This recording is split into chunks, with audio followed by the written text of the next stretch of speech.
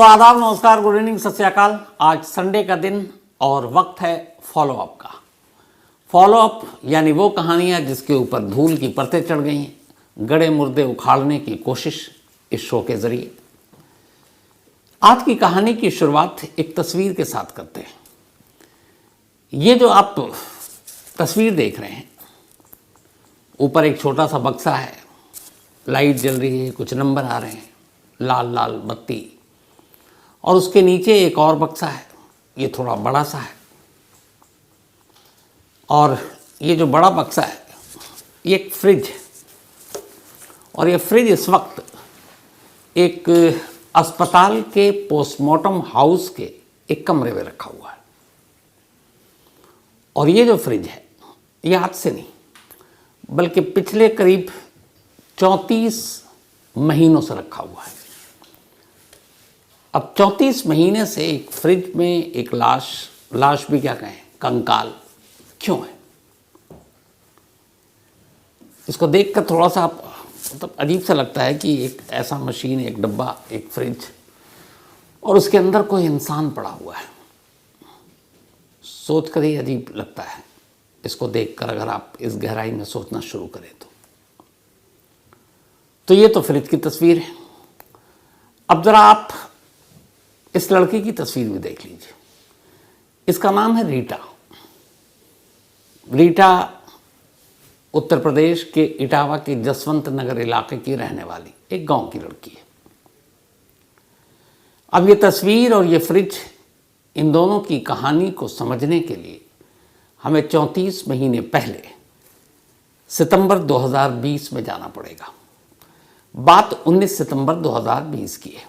रीटा अपने घर से बाहर निकली और कुछ देर के बाद उसे लौट आना था। शाम तक लौटी नहीं, घर वाले उसे ढूंढते हैं, वो मिलती नहीं। इसके बाद वो जाकर पुलिस में उसकी गुमशुदगी की रिपोर्ट लिखा देते हैं। साथ में एक लड़के का नाम लिखाते हैं, उसका नाम है राम कुमार, कि शायद उनकी बेटी की गुमशुदगी के पीछे राम कुमार का हाथ है। अब पुलिस इस वक्त रिपोर्ट लिख लेती है, अपना काम कर रही होती है। करीब हफ्ता बीत जाता है। हफ्ता बीतने के बाद एक रोज़ जहाँ रीटा रहा करती थी उससे कुछ दूरी पर एक खेत के किनारे एक कंकाल मिलता है। अब वो कंकाल ऐसा था जिसको देखकर ये साफ लग रहा था कि किसी की लाश है और उस लाश को पूरी तरह से जला दी गई है, या तो किसी केमिकल के ज़रिए या फिर आग के ज़रिए। लेकिन लाश अगर कुछ दिन पुरानी भी होती और साबुत होती तो सड़ी गली होती, लेकिन वहाँ सिर्फ ऐसे ही कंकाल था। पीछे शिकारपुरी ने जो रखा हुआ है बस ऐसे ही समझ लीजिए आप, साबुत। और उसको देखकर वहाँ पे कुछ निशान भी थे जिससे लग रहा था कोई केमिकल या आग के ज़रिए जलाया गया। अब कंकाल से तो आप शिनाख्त कर नहीं पाएंगे कि ये किसका है या किसकी है, ये भी पता करना बड़ा मुश्किल है इस देखकर। जैसे इस कंकाल को देखकर बताया नहीं जा सकता कि ये मेल है कि फीमेल है। तो वही उलझन पुलिस के सामने थी। पुलिस ने खैर खबर मिली, कंकाल को उठाया। अब इत्तेफाक से उसी कंकाल के पास कुछ चप्पल मिले, वो लेडीज सैंडल था, और कपड़े कुछ थोड़े से वो मिला। अब पुलिस ने उसको जब देखा तो एक अंदाज़ा हुआ कि ये किसी लड़की की, मतलब लड़की का कंकाल है। थोड़ी देर में ये पूरे गांव में बात फैल गई कि भाई गांव में एक खेत में कंकाल मिला है, किधर रीटा गायब है, उसकी माँ रिपोर्ट लिखा चुकी है, हर दिन माँ बाप इधर उधर ढूंढ रहे हैं। बात उनके कानों तक भी पहुंची, वो भी बदहवास भाग कर वहाँ आए, डरते हुए कि कहीं ऐसा कुछ ना हो कि उनकी बेटी की ही ये कंकाल निकल आए। वहाँ पहुँचते हैं, कंकाल देखकर तो कुछ समझ में आता नहीं है। तभी पुलिस वाले वहाँ मौजूद थे। उन्होंने बताया कंकाल के पास ये सामान बरामद हुआ। जैसे ही वो सामान देखते हैं माँ बाप बदहवास चीखने लगते हैं, रोने लगते हैं। असल में रीटा के माँ बाप पहचान चुके थे कि ये जो कपड़े और सैंडल है वो रीटा का है। अब वो बेसाख्ता रो रहे हैं, जवान बेटी की मौत, और वो भी इस तरीके से कि एक रीटा को कंकाल बना दिया गया। अब पुलिस वाले उस कंकाल को कब्जे में लेते हैं और उसके बाद इटावा के ही डॉक्टर भीमराव अंबेडकर संयुक्त चिकित्सालय हॉस्पिटल के मॉर्चरी में पहुंचा दिया जाता है। मॉर्चरी में पहुंचाने के बाद अब उसका पोस्टमार्टम होता है। अब ये सारी चीज़ें हो गई कि एक लड़की गायब है, उसकी मिसिंग रिपोर्ट है, लड़की के घर वाले उसके कपड़े और उसके चप्पल से उसे पहचान लेते हैं, जो भी उसका सामान पड़ा हुआ था पास में। लेकिन पुलिस वाले तैयार नहीं है उनकी बात को मानने के लिए। यहाँ पे पुलिस भी अपनी जगह सही है कि भाई एक कंकाल है, सिर्फ सैंडल और कुछ चीज़ों से हम दे तो नहीं सकते। कई बार ऐसे केस होता है कि लोग झूठी लाश को अपनी लाश बनाकर अपने जानने वालों के ले जाते हैं, तो क्या पता है इसके पीछे भी माँ बाप की कोई साजिश हो। यहाँ तक पुलिस की सोच बहुत अच्छी थी। तो पुलिस उस लाश का पोस्टमार्टम करवाने, कंकाल का करवाने के बाद उसको उसी पोस्टमार्टम हाउस के कमरे में, जहाँ पर इसको सहेज कर रखने का इंतज़ाम था, एक फ्रिज में उस कंकाल को डाल देती है। अब फ्रिज के अंदर कंकाल है, उसका पुलिस रीटा के घर वालों से कहती है हम तफ्तीश करेंगे, इसके बाद ही आपको जो बची खुची चीज़ें हैं, कंकाल है, हम उसको आपको अंतिम संस्कार के लिए सौंप देंगे। माँ बाप को भी लगता है कानूनी चीज़ें हैं, वो भी सब्र कर लेते हैं। अब धीरे धीरे वक्त बीतता है, हफ्ता बीता, महीना बीता, महीने बीते, लेकिन वो कंकाल फ्रिज के अंदर है और माँ बाप बाहर लगातार पुलिस के चक्कर काट रहे हैं। पुलिस वाले कह रहे हैं भाई ऐसे कैसे दे दूँ, साबित जब तक नहीं होगा कि मरने वाली रीटा है, तुम्हारी बेटी है। अब माँ बाप कह रहे हैं भाई जो भी आपका तरीका है पता कर लो कि कैसे पता चले कि ये हमारी बेटी है या नहीं है। कुछ जांच जो भी आप बता रहे हो, जैसे डीएनए बोल रहे हो, तो आप डीएनए करा लो, हमारा सैंपल ले लो। पुलिस वाले कहते हैं ठीक है लेंगे, और भी काम है। सितंबर 2020 में ये कंकाल मिला था, 19 सितंबर को, बल्कि 19 सितंबर को गायब हुई थी और 24 सितंबर 2020 को कंकाल मिला। उसका पूरा 20 बीत गया, पूरा 21 बीत गया, अब 2022 आ गया, लगभग 2 साल। रीटा बनी कंकाल फ्रिज के अंदर है। माँ बाप बाहर पुलिस स्टेशन के चक्कर काट रहे हैं कि जो हुआ सो हुआ, कम से कम हमें वो कंकाल दे दो ताकि उसका अंतिम संस्कार करके हम लोगों को भी सुकून मिले और उसकी आत्मा को भी शांति मिले। लेकिन इस सुकून और शांति के बीच में पुलिस और कानून, पुलिस वालों ने कहा कि ऐसे कैसे दे दें। उन्होंने कहा भैया कितना और वक्त लोगे, तो 2 साल हो गए। तब पुलिस को लगा कि हाँ ज़रूरत से ज़्यादा वक्त हो गया है, चलो अब डीएनए कराते हैं। 2 साल के बाद सोचिए, एक फ्रिज के अंदर एक कंकाल पड़ा हुआ है और पुलिस के पास वक्त नहीं है कि उसका डीएनए कराएं। और करना क्या था, कंकाल आपके पास से एक जो फॉरेंसिक एक्सपर्ट्स हैं उनसे उसका सैंपल लेना है। और दूसरा, चूँकि माँ बाप उसके दावा कर रहे हैं कि ये उनकी बेटी का कंकाल है, तो उनमें से किसी एक का सैंपल ले लो, माँ का ले लो या बाप का ले लो, और इसको भेज दो लैब में। और लैब भी ऐसा नहीं है कि बहुत वो है, हैदराबाद में बेस्ट है। तो 2 साल बाद जब बहुत दबाव पड़ा, माँ बाप ने अपने बेटी की लाश के लिए, सोचिए आप, नेताओं और बाकी से सिफारिश करनी पड़ी। तब पुलिस वालों को थोड़ा सा लगा, थोड़ी दया आई और उनका पत्थर दिल पिघला। उन्होंने कहा चलो अब डीएनए कराते हैं। 2022 में पुलिस वालों ने रीटा की माँ का सैंपल लिया, कंकाल के कुछ सैंपल लिए और दोनों को इकट्ठा कर भेज दिया, पहले लखनऊ और फिर हैदराबाद भेज दिया। अब उसके बाद वो भी नहीं कर रहे उसको फॉलो, जैसे हम फॉलो अप कर रहे हैं कि यार कब आए, रिपोर्ट आए ना आए। अब उधर बेचारे माँ बाप, उन्हें बताया गया था कि महीना भर तो लग जाता है। महीना बीत गया, वो आए हर रोज़ कि आ जाएगा, कल आएगा, बता देंगे। अब उधर उनकी धड़कनें भी बढ़ी हुई, उनके अंदर एक ये भी है कि वो सैंडल गलत हो जाए, वो चप्पल, जो बाकी सबूत हैं वो गलत हो जाए और मेरी बेटी जिंदा हो, ये कंकाल मेरी बेटी का ना हो, ये भी दुआ कर रहे हैं। और साथ में ये भी कह रहे हैं कि अगर वही है तो क्यों इसको फ्रिज में बंद किए हुए। वैसे ही उसके साथ न जाने क्या क्या हुआ, और ऊपर से मेरी बच्ची जो है एक फ्रिज में बंद है। तो वो जाते और बैरंग लौट आते हैं, रिपोर्ट आती नहीं। इधर माँ बाप तो माँ बाप होते हैं, दिल मानता नहीं है, वो पुलिस के चक्कर काटते, फिर उस डॉक्टर भीमराव अंबेडकर हॉस्पिटल जाते, उस मुर्दा घर के उस कमरे में जहाँ उनकी बेटी एक फ्रिज में बंद थी। वो कमरे के बाहर जाते, फ्रिज को निहारते, रोते, खुद को दिलासा देते, लौट आते।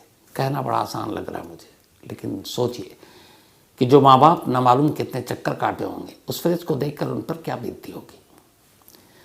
ये सिलसिला चलता रहा। आखिरकार कुछ महीने बाद पुलिस वालों ने फिर, कुछ उनमें भी अच्छे लोग होते हैं, कहा कि यार पता कर दो। तो रिपोर्ट आई, कमाल की रिपोर्ट थी। रिपोर्ट आई तो रिपोर्ट में ये था कि हम बता नहीं सकते, डीएनए के ये सैंपल की रिपोर्ट है और रिकॉर्ड पर है, हम बता नहीं सकते कि ये जो सैंपल आपने भेजा है रीटा की माँ की और ये जो कंकाल का आपने भेजा है, ये सच में उसकी बेटी है या वो उसकी माँ है कि नहीं, इसलिए कि सैंपल ठीक से कलेक्ट नहीं किया गया और सैंपल उस हिसाब से नहीं भेजा गया जिसकी जांच कर हम ऑथेंटिक तरीके से बता सके। मतलब कमाल देखिए, 2 साल बाद याद भी आया तो सैंपल इस तरीके से भेजा गया जो किसी काम का ही नहीं था, लेकिन सरकारी काम था, आने जाने में बड़ा वक्त लगा, लेकिन रिपोर्ट 0, 0, पता ही नहीं चला, इनकन्क्लूसिव। अब इधर माँ बाप आए तो पता चला रिपोर्ट आ गई, धड़कते दिल के साथ थाने में पहुंचे, लेकिन उन्हें बताया गया कि नहीं, क्लियर नहीं हो रहा है कि तुम्हारी बेटी है, इसलिए हम कंकाल नहीं देंगे, वो फ्रिज में ही पड़ा रहेगा। फिर लौटा दिया। फिर साथ में उन्होंने आश्वासन दिया कोई बात नहीं, हम दूसरी बार सैंपल भेजेंगे, तुम फिक्र मत करो। वो भी वक्त बीतता गया। पहली बार भेजा था जो रिपोर्ट, तो उस रिपोर्ट की जो रिपोर्ट आई थी उसकी तारीख थी 26 मार्च 2022, 26 मार्च 2022 को रिपोर्ट आई थी कि ये सैंपल ठीक से नहीं भेजा आपने, इसलिए हम बता नहीं सकते कि ये सही मानों में रीटा की वो माँ है। फिर दोबारा रिपोर्ट भेजा गया अगस्त 2022 में। अब अगस्त 2022 को फिर से सैंपल लिया गया और ये याद रखें कि रिपोर्ट में है कि ढंग से आपने सैंपल नहीं भेजा, इसलिए रिपोर्ट पुख्ता नहीं है।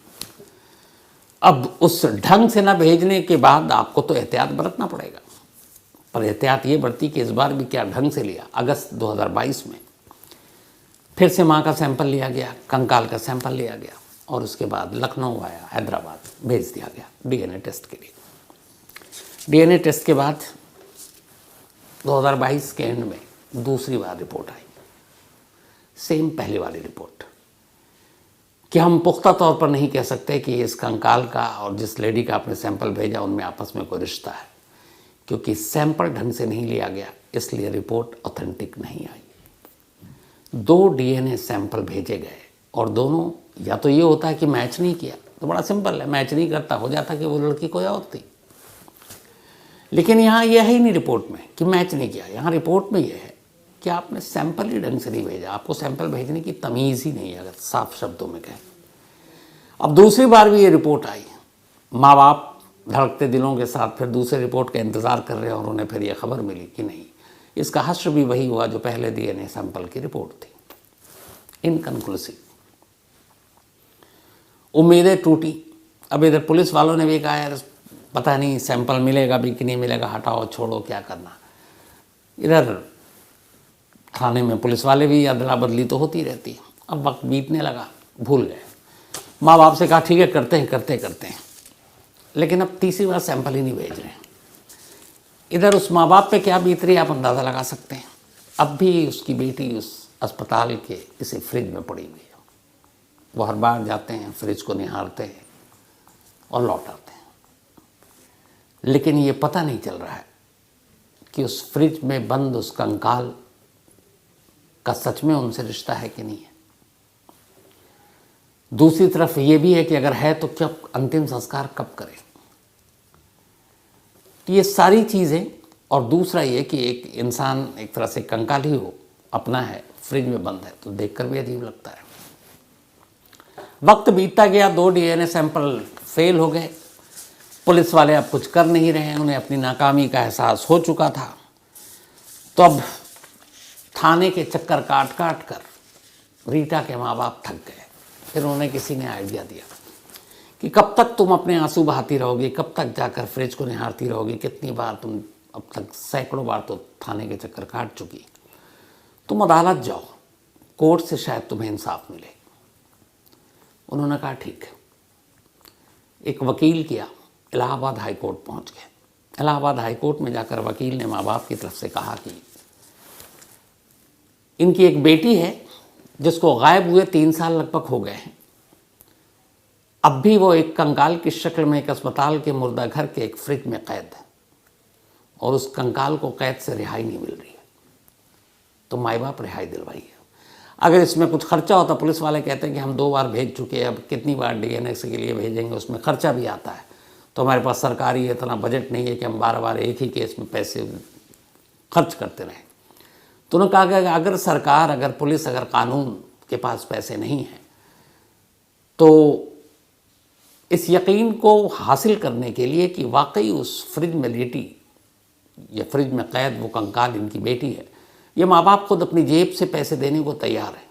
जो भी खर्चा आएगा उस डीएनए के सैंपल को भेजने में, उसकी रिपोर्ट को बनाने में, हम अपनी जेब से देंगे। जब इलाहाबाद हाई कोर्ट के जज जो इसकी सुनवाई कर रहे थे, जब उन्होंने ये सुना कि माँ बाप देने को तैयार है, जज साहब को यकीन नहीं हुआ। वो भी इमोशनल होकर कहे कि क्या ज़माना आ गया, मतलब एक फ्रिज में एक कंकाल पड़ा हुआ है, 3 साल हो गए, और माँ बाप हर रोज़ इस उम्मीद में उठते हैं और फिर सोते हैं कि वो कौन है, अपनी है बेटी या नहीं है, कम से कम फैसला तो हो जाए। बेटी तो एक बार मरी, उसके माँ बाप 3 साल में हर दिन मर रहे हैं। अदालत को बड़ा गुस्सा है और अदालत ने फ़ौरन अपना हुक्म सुनाया कि इस कंकाल के सैंपल को फ़ौरन कलेक्ट करो, माँ बाप का जो भी, जिसका भी सैंपल लेना है वो लो, और इस बार हमें सैंपल ढंग से भेजकर और इसकी आप बताओ कि ये कंकाल किसका है, और फिर अदालत को भी इन्फॉर्म करो। अब जब हाई कोर्ट से फटकार पड़ी तो फिर पुलिस की क्या मजाक। फ़ौरन अब नई टीम बुलाया गया, कहा भाई ढंग से सैंपल ले लो, 2 बार हो चुका, आपकी तो अदालत भी सर पे है।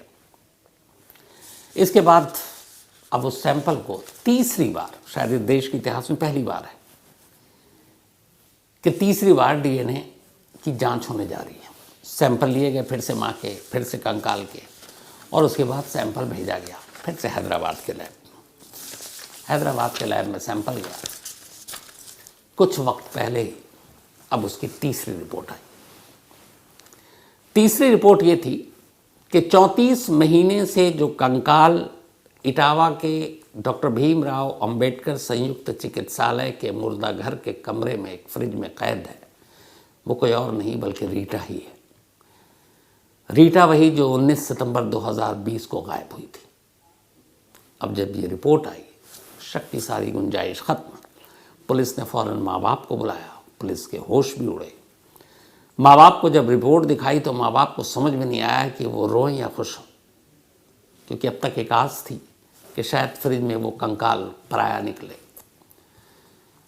वो आस टूट गई, और शायद थोड़े से खुशी के लम्हे भी थे कि चलो, जो 34 महीने की कश्मकश थी कि वो बेटी है कि नहीं है, और वो यहीं क्यों पड़ी हुई है, एक मुर्दा को उसका आखिरी अंतिम संस्कार मिलना चाहिए, वो हक उससे क्यों छीना जा रहा है।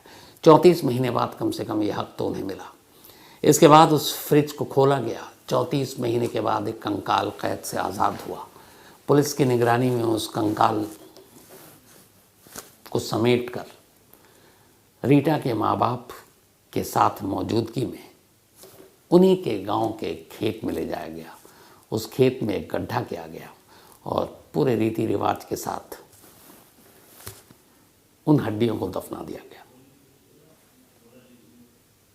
34 महीने के बाद कंकाल को तो आज़ादी मिल गई, लेकिन एक सवाल अब भी कैद था, और वो ये कि आखिर ये रीटा ही थी जो कि डीएनए ने साफ कर दिया, तो फिर रीटा का कातिल कौन था और रीटा को मारा क्यों। अब पुलिस को अपनी कमियों का भी एहसास होने लगा कि जब 19 सितंबर को रीटा गायब हुई थी तो 20 तारीख को ही, अगले दिन, रीटा के माँ बाप ने पुलिस में मिसिंग रिपोर्ट के साथ साथ एक नाम लिखाया था, राम कुमार। उन्होंने कहा था मेरी बेटी की गुमशुदगी के पीछे वही शख्स है, लेकिन पुलिस को इधर यही था कि रीटा कहीं गई है, आ जाएगी। एक हफ्ते बाद कंकाल मिला तो यही पता नहीं कि कंकाल किसका है। तो जब उसे कंकाल की सच्चाई नहीं पता थी पुलिस को, तो फिर रीटा के माँ बाप की इस सच्चाई को कहाँ कुरेदने का वक्त था उनके पास, टाल दिया। कभी राम कुमार को पूछा तक नहीं, बुलाया तक नहीं। अब 34 महीने बाद सच्चाई आ गई, तो अब तो यह है कि रीटा का कत्ल हुआ है। कत्ल हुआ है तो कातिल कौन। अब पुलिस को उस पुरानी 34 महीने पुरानी उस मिसिंग रिपोर्ट की याद आई, नाम लिया, फिर माँ बाप से पूछा कौन है राम कुमार। तो पता चला राम कुमार उसी गांव का एक लड़का था जिसके साथ रीटा की दोस्ती थी, दोनों प्यार करते थे, लेकिन दोनों की जातियां अलग थी। राम कुमार के घर वाले इसके लिए तैयार नहीं थे और फिर एक रोज़ इसी वजह से रीटा की जान ले ली गई। अब इस जान लेने में राम कुमार अकेला था या उसका पूरा परिवार, या उसके पूरे परिवार ने रीटा को मारा, या सिर्फ राम कुमार ने, ये अब तफ्तीश का इसलिए विषय हो गया है क्योंकि तब से उसके बाद राम कुमार के परिवार ने, जब रीटा गायब हुई, कंकाल मिला, गांव छोड़ दिया था कहीं और चले गए।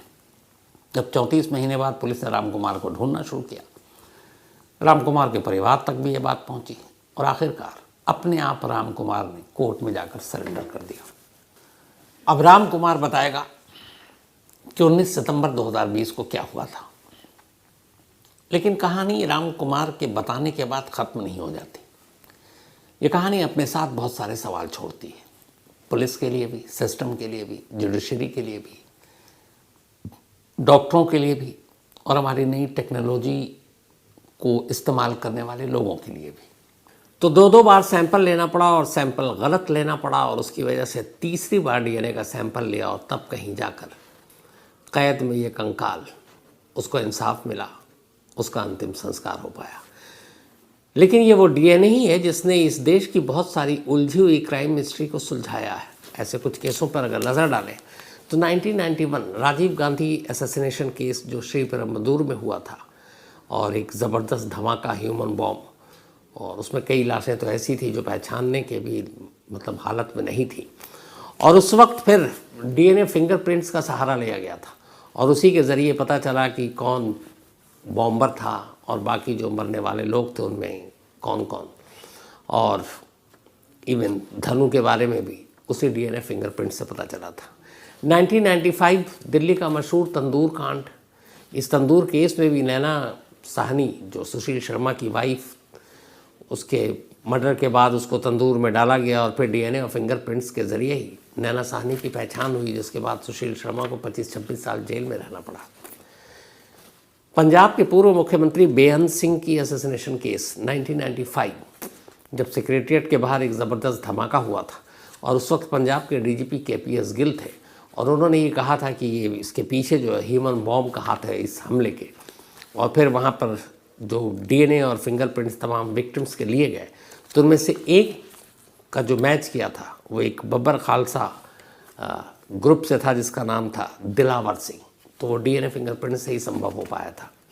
इसके अलावा 1996 प्रियदर्शनी मट्टू केस, एक आईपीएस का बेटा जिसने एक प्रियदर्शनी नाम की लड़की दिल्ली यूनिवर्सिटी की स्टूडेंट, उसका रेप किया था, और ये केस उस वक्त मीडिया में काफ़ी सुर्खियों में था। संतोष कुमार सिंह आरोपी, लेकिन उस वक्त पुख्ता सबूत और बाकी कोई विटनेस की न थे, इसलिए लोअर कोर्ट ने 1999 में संतोष कुमार को जब बरी कर दिया तो हंगामा मच गया था कि ये क्या है। लेकिन फिर दिल्ली हाई कोर्ट ने सिर्फ और सिर्फ डीएनए के रिपोर्ट के आधार पर संतोष को सज़ा सुनाई। तो एक कोर्ट ने बरी कर दिया, लेकिन दूसरे कोर्ट ने डीएनए को सामने रखकर सज़ा सुना दी। 2009 actor shiny Ahuja rape case, अपनी ही मेट का रेप करने का इल्ज़ाम लगा था, और उस रेप के बाद पुलिस ने फिर जो मेट थी उसका वेजाना का सैंपल लिया, और जिसके बाद डीएनए सैंपल के थ्रू ये पुख्ता हुआ कि शाइनी आहूजा ने ही रेप किया था, और फिर उनको सज़ा हुई। 2012 निर्भया केस कौन भूल सकता है दिल्ली का। उस निर्भया केस में भी जिस तरीके से निर्भया के साथ जो कुछ हुआ, दिल्ली पुलिस ने बाकायदा तमाम आरोपियों का डीएनए कराया था ताकि कोर्ट से उन्हें कोई राहत न मिले, और उस डीएनए में हर एक का सैंपल मैच किया था निर्भया के साथ, और सभी गुनहगार अपने अंजाम तक पहुँचे। 4 को फांसी की सज़ा दी गई, फांसी पे टांग भी दिए गए, एक ने सुसाइड कर लिया था, एक जुवेनाइल था, बच्चा था, इसीलिए वो बच गया। 2013 एक हैदराबाद में ब्लास्ट का केस था, उसमें पुख्ता जानकारी मिली थी एजेंसी को कि एक घर में जहाँ पे बॉम्ब बनाया गया वहीं सारे टेररिस्ट थे, लेकिन जब एजेंसी के लोग पहुँचे तो घर खाली था, लेकिन उन्होंने वहाँ से कुछ डीएनए सैंपल कलेक्ट किए, और बाद में कुछ आरोपी जो पकड़े गए उनसे मैच किया तो पता चला वहाँ उनकी मौजूदगी थी, तो वो केस भी डीएनए ने सुलझाया। अभी लेटेस्ट जो कहानी मैंने आपको अभी इसी हफ्ते या पिछले हफ्ते सुनाई, बेंगलुरु की 1998 की कहानी, जिसमें 1 महीने बाद एक महिला की बॉडी मिलती है और कैसे उस वक्त बेंगलुरु और पुलिस, कोर्ट, अदालत, जज सबके लिए डीएनए शब्द ही नहीं था, लेकिन उस डीएनए की वजह से कैसे आरोपियों को सज़ा मिली। तो डीएनए अगर इतना कारगर है तो डीएनए का सैंपल कैसे लिया जाए और डीएनए का इस्तेमाल कैसे किया जाए, पुलिस वालों को ट्रेनिंग की सख्त ज़रूरत है और ऐसा करते हुए वो गलती ना करें, ये पुख्ता होना चाहिए। तो फॉलो अप में आज इतना ही। अब आपसे मुलाकात होगी कल यानी मंडे को किसी नई कहानी के साथ, लेकिन फॉलो अप के अगले एपिसोड में अब मुलाकात होगी अगले संडे रात 9 बजे। तो तब तक अपना और अपनों का ख्याल रखिएगा। Thank you very much.